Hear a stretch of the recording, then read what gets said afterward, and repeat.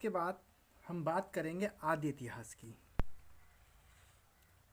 आदि इतिहास को कांस्य युगीन सभ्यता भी कहा जाता है। क्यों कहा जाता है? क्योंकि मानव द्वारा यहाँ पर सबसे पहले तांबे का प्रयोग किया गया था। किसका प्रयोग किया गया था? तांबे का। ये इम्पोर्टेंट क्वेश्चन है। एक टाइम में तो ये एवरग्रीन क्वेश्चन था तांबे वाला, कि मानव के द्वारा सबसे पहले प्रयोग की जाने वाली धातु कौन सी है। ठीक है, तो ये तांबा था। तो ये सिंधु घाटी सभ्यता के लोग इसका उपयोग करते थे। आपने मोहनजोदड़ो मूवी देखी होगी, ठीक है, वहाँ पर तांबा का सिक्का दिखाया गया है, तो वैसा ही होता था कुछ। ठीक है, देखिए आदि इतिहास में हम सिंधु घाटी सभ्यता का ही मुख्य पार्ट पढ़ते हैं। और यह सभ्यता कब से कब तक रही? तो 2350 से 1750 ईस्वी के आसपास की बात है। और यह प्रमाणित है कैसे? C14 कार्बन विधि से। मतलब कार्बन की परतों के द्वारा पता लगा लिया जाता है कि कोई भी जो पुरातात्विक साक्ष्य है वो कितने वर्ष पुराना है। ठीक है, तो C14 विधि कहलाती है वो। ठीक है, C14 कार्बन विधि। ओके, तो अब हम देखिए सिंधु घाटी सभ्यता में होने के लिए तो बहुत कुछ है और आपने पढ़ा भी है, क्योंकि हमारी जो 6 से लेकर 12th तक के सिलेबस में 2 बार सिंधु घाटी सभ्यता का चैप्टर आता है। एक क्लास में तो हम पूरी बुक पढ़ते हैं, तो इसमें ज़्यादा हम कुछ नहीं जानेंगे। हम मुख्य मुख्य बातें जान लेते हैं, जैसे कि हड़प्पा स्थल। ठीक है, तो हड़प्पा स्थल की खोज की थी दयाराम साहनी ने, और कब की थी? 1921 में। मोहनजोदड़ो की खोज किसने की थी? राखलदास बनर्जी ने, और ये 1922, ठीक है, 1 साल बाद कर दी थी। मोहनजोदड़ो वर्तमान समय में पाकिस्तान में है और सिंधु नदी के दाहिने तट पर है। ठीक है, और लोथल की खोज किसने की थी? SR राव ने, और कब की थी? तो 1954 में। ठीक है, इम्पोर्टेंट क्या है? हड़प्पा स्थल की खोज किस वर्ष हुई थी? ये 1921, ये दयाराम साहनी वाला और मोहनजोदड़ो वाला। ठीक है, लोथल का तो खैर उतना इम्पोर्टेंट नहीं है। कालीबंगा, अच्छा लोथल कहाँ पर है? गुजरात में है। ठीक है, और कालीबंगा ये राजस्थान में है, और इसकी खोज 1951 में अमलानंद घोष ने की थी। और जो अभी तक का जो सबसे इम्पोर्टेंट है, जो अभी हमारा वर्तमान समय में भी ये चर्चा में बना हुआ है, धौलावीरा। इसको यूनेस्को ने भारत का 40वां विश्व धरोहर स्थल घोषित किया है। इसकी खोज 1967 में क्या नाम है, जगत पात ऐसी को JP जोशी मान लीजिए, जगत जोशी करके है कुछ। ठीक है, तो JP जोशी जी ने की थी, और ये इम्पोर्टेंट है। बीते वर्ष 2021 में इसको 40वां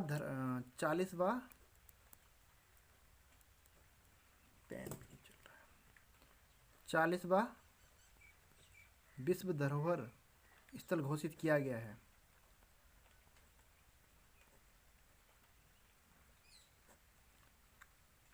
कौन सा? धौलावीरा, और यह कहाँ पर स्थित है? गुजरात में स्थित है। ठीक है, अब देखिए एक इम्पोर्टेंट पॉइंट मैं बताता हूँ आपको, कि जो भारतीय पुरातत्व सर्वेक्षण विभाग के महानिदेशक थे प्रथम वाले, ठीक है, जो सबसे पहले थे, सबसे पहले प्रथम, तो वो कौन थे? देखिए भारतीय पुरातत्व सर्वेक्षण विभाग की जो स्थापना है वो 1863 में की गई थी। ठीक है, 1863 में ही की गई थी। हाँ, और इसके जो प्रथम महानिदेशक थे वो अलेक्जेंडर कनिंघम थे। तो कभी कभी ये प्रश्न आ जाता है। ठीक है, तो ये इम्पोर्टेंट बता दे रहा हूँ मैं इसलिए। अब ये पुरातत्व सर्वेक्षण विभाग होता क्या है? तो जैसे हमने प्रागैतिहासिक काल के बारे में पढ़ा, वहाँ से हमने देखा कि पुरातात्विक साक्ष्य, तो पुरातात्विक साक्ष्य कहाँ से मिल रहे हैं? तो खुदाई के दौरान जो भी सामान मिलता है, ठीक है, वो हमारा पुरातत्व सर्वेक्षण विभाग के अंतर्गत आता है। तो जैसे सिंधु घाटी सभ्यता भी है, ये भी खुदाई के दौरान ही मिली है, तो इसे भी हम पुरातत्व सर्वेक्षण विभाग के अंतर्गत देखते हैं। तो इसके जो प्रथम महानिदेशक कौन थे? वो अलेक्जेंडर कनिंघम थे। ठीक है, अगर हम बात करें ये जो प्रागैतिहासिक खोज का जनक कौन है, तो ये रॉबर्ट ब्रूस फूट को कहा जाता है। ठीक है, ये दोनों नाम याद रखने हैं क्योंकि ये आगे भी आएंगे और यहाँ से क्वेश्चन बन जाते हैं कभी कभी। कौन कौन? एक अलेक्जेंडर कनिंघम, ये क्या है? प्रथम महानिदेशक हैं। और रॉबर्ट ब्रूट फूट कौन है? ये हैं हमारे प्रागैतिहासिक खोज के जनक, मतलब खुदाई वदाई का जो जो श्रेय जाता है वो किसको जाता है? रॉबर्ट ब्रूस फूट को। चलिए अब हम ऐतिहासिक काल में आ जाते हैं, क्योंकि ज़्यादा टाइम नहीं है हमारे पास। हमें उत्तराखंड का इतिहास पढ़ना है, ना कि भारत का। भारत का इतिहास तो कवर हो जाएगा, 5 नंबर का आएगा मात्र। उत्तराखंड पुलिस में, पटवारी में, हर जगह 5 ही नंबर का है। तो 5 नंबर के लिए हम 3 महीने तो नहीं दे सकते हैं, क्योंकि अगर कोई ठीक ढंग से भारत का इतिहास पढ़े तो 2 से 3 महीने लगते हैं, और हमें मात्र 1 महीने में इसे कवर करना है। मैं एक बार पुनः इसको पढ़ाऊँगा, ठीक है? वहाँ पर हम विस्तार से पढ़ेंगे। और किसी को अगर जल्दी है तो नितिन शर्मा जी की क्लास है स्टडी 91 चैनल, वहाँ पर आप भारत का इतिहास पढ़ सकते हो। वहाँ लगभग आपको 200 क्लासेस मिलेंगी और बहुत विस्तार से मिलेंगी। ये मान लीजिए आप IAS PCS की तैयारी कर सकते हैं। हमें IAS PCS की भी तैयारी नहीं करनी है फ़िलहाल, हमें उत्तराखंड पुलिस और पटवारी पर फोकस करना है। चलिए दोस्तों, अभी ऐतिहासिक काल बचा है। तो ऐतिहासिक काल को हम लोह युग भी कहते हैं। लोह युग क्यों कहते हैं? क्योंकि यहाँ लोहे का प्रयोग हुआ होगा। तो कब हुआ होगा वही जानना है, ठीक है? तो ऐतिहासिक काल में हम सबसे पहले ऋग्वैदिक काल को पढ़ेंगे, ठीक है? वैसे तो इसे वैदिक काल कहा जाता है, और वैदिक काल को 2 भागों में बांटा गया है। एक को ऋग्वैदिक काल कहा गया है और एक को उत्तर वैदिक काल कहा गया है। तो जो पहला काल है ऋग्वैदिक काल है। तो ऋग्वैदिक काल की शुरुआत कब से होती है? तो ये 1500 ईसा पूर्व से होती है। तो यहीं पर हमारे जो वेद हैं, कौन कौन से वेद हैं? 4 वेद हैं हमारे। कौन कौन से 4 वेद हैं? पहला तो है ऋग्वेद, फिर यजुर्वेद, सामवेद और अथर्ववेद। तो यहाँ पर अथर्ववेद, इन चारों वेदों की रचना हुई, ठीक है? और रचना में ऋग्वेद में ऋग्वेद में क्या बातें कही गई? अच्छी बातें, मतलब जीवन जीने का आधार बताया गया। जो भी हम गीता में पढ़ते हैं, जो हमारी भगवत गीता है, वो सारी बातें हमें ऋग्वेद में भी मिल जाएंगी। लेकिन ऋग्वेद क्या है? शुद्ध संस्कृत भाषा में है, ठीक है? जो सबसे पहली लिपि थी हमारी, वो ब्राह्मी लिपि थी और उसे संस्कृत भाषा में लिखा गया था, ठीक है? तो काफ़ी कठिन थी, जिस कारण यजुर्वेद में हमारे पुराण, महाकाव्य, ठीक है, और युद्ध कौशल और अनेकों कहानियों का उल्लेख मिलता है। तो वहाँ पर हम ये पढ़ते हैं। और जब हम बात करते हैं वेदों की, तो उत्तराखंड के इतिहास का संबंध सीधे सीधे वेदों से होता है। बहुत सारे प्रश्न तो वेदों से ही पूछ लिए जाते हैं। जैसे स्कंद पुराण से बहुत कुछ पूछा जाता है, ठीक है? स्कंद पुराण में उत्तराखंड के जो स्थल हैं उनको केदारखंड और मानसखंड कहा गया है। केदारखंड गढ़वाल मंडल को कहा गया है और मानसखंड कुमाऊं मंडल को कहा गया है। तो इस तरह से हमें वेदों का भी पता होना चाहिए। तो बार बार वहाँ पर उल्लेख आएगा कि ऋग्वैदिक काल, तो आप कंफ्यूज हो जाओगे ऋग्वैदिक काल का टाइम पीरियड क्या था। तो ऋग्वैदिक काल 1500 ईसा पूर्व शुरुआत हुआ था, ठीक है? और यहाँ पे हम यजुर्वेद में हम यही पुराणों और महाकाव्यों के बारे में पढ़ते हैं। सामवेद में हम गायन वादन की कला को भी पढ़ते हैं। और अथर्ववेद में हम जादू टोना और मतलब मेडिकल जो लाइन है हमारी, औषधि की जो दवाइयाँ हैं, वहाँ अथर्ववेद में पढ़ते हैं। तो एक प्रकार से जो हमारा ऋग्वैदिक काल था वो बहुत सही काल था, यहाँ पर सब कुछ ठीक था। लेकिन ऋग्वैदिक काल के बाद धीरे धीरे समय बीता और 1000 ईसा पूर्व लगभग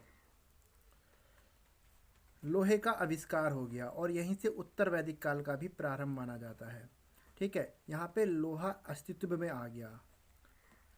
जो लोग थे वहाँ के, उनको जानकारी हो गई लोहे की, और लोहे के आविष्कार होने से अर्थव्यवस्था में परिवर्तन आ गया, क्योंकि ऋग्वैदिक काल में जो इनकी आर्थिक जीवन था वो पहले पशुपालन पर आधारित था, ठीक है। और पशुपालन पर आधारित था, तो यहाँ पे जो स्त्रियां थी इनकी काफ़ी रिस्पेक्ट थी, सम्मान था।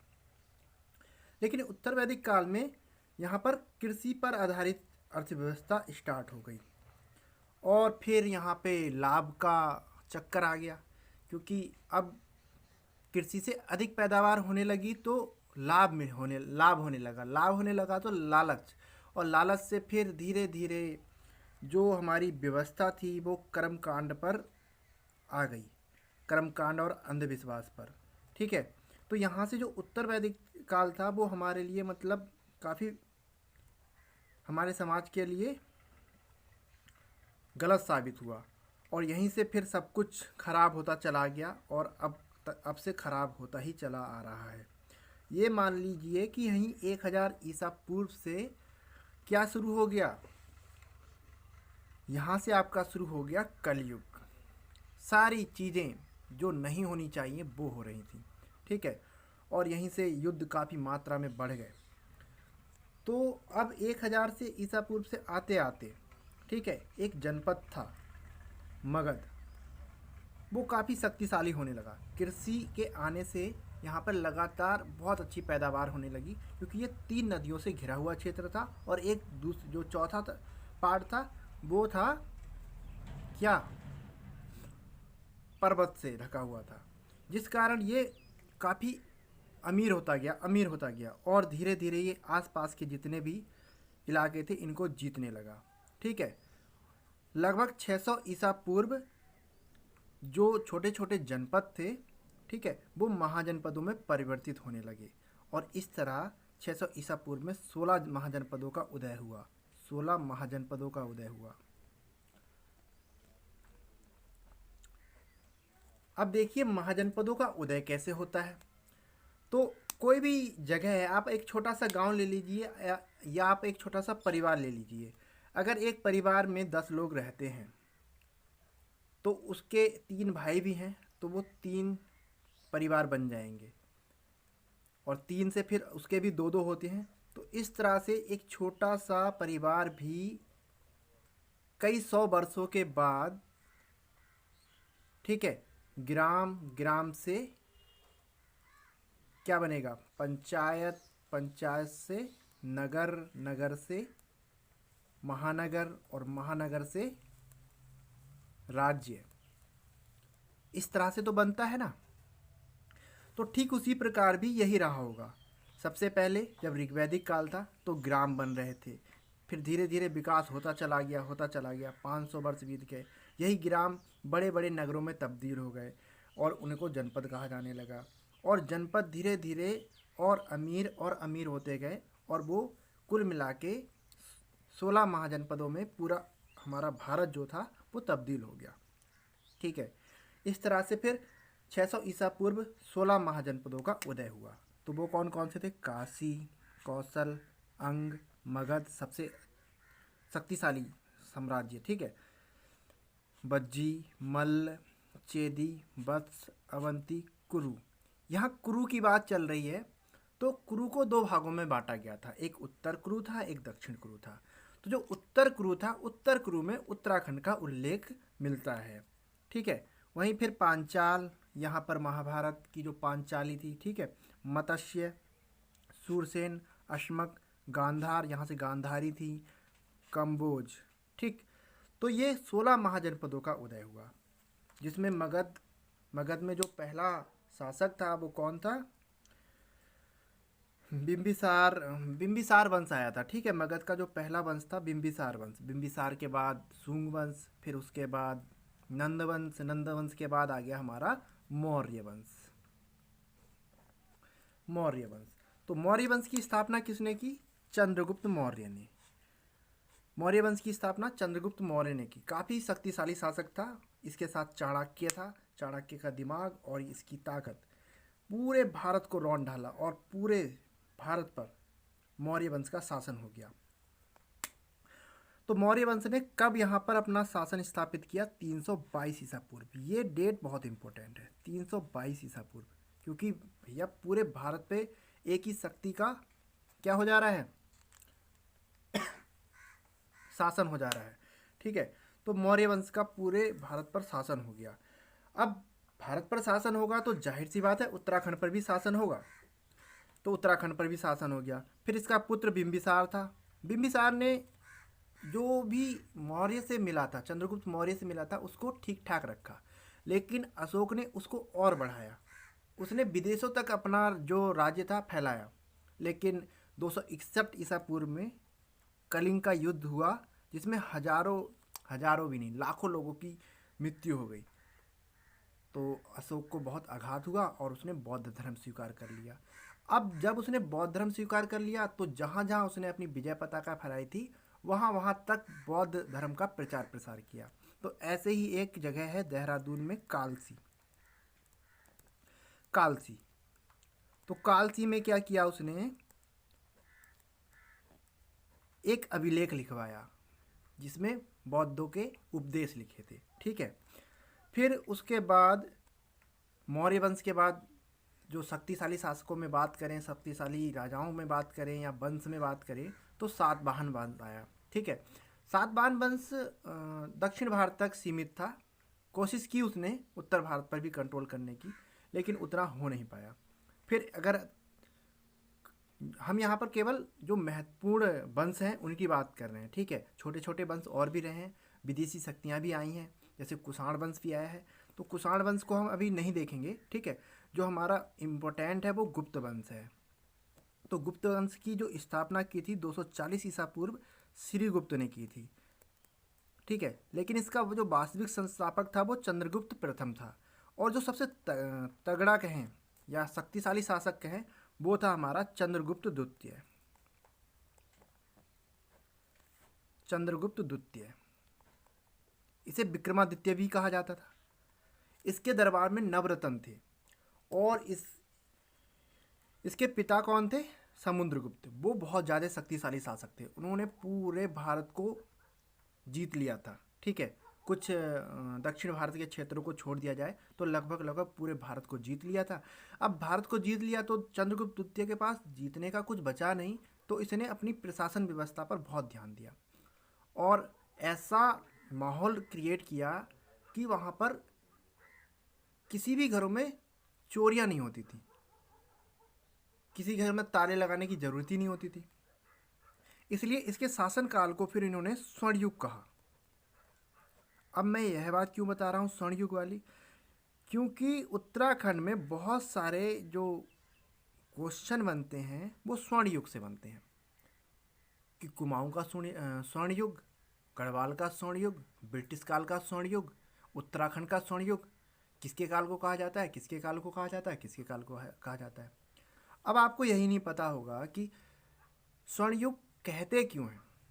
स्वर्ण युग इसलिए जो स्वर्ण युग है, स्वर्ण युग की परिभाषा कुछ ऐसी है कि मतलब जो राज्य की जनता है वो खुश रहे। ठीक है, किसी भी प्रकार की चोरी ना हो, भ्रष्टाचार ना हो, अपराध ना हो, तो ये सब जो है वो स्वर्ण युग का पार्ट है। स्वर्ण युग मतलब खुशी हो। तो ऐसे ही चंद्रवंश में भी है, गढ़वाल के परमार वंश हैं उनका भी है कुछ, तो वो आगे देखेंगे हम।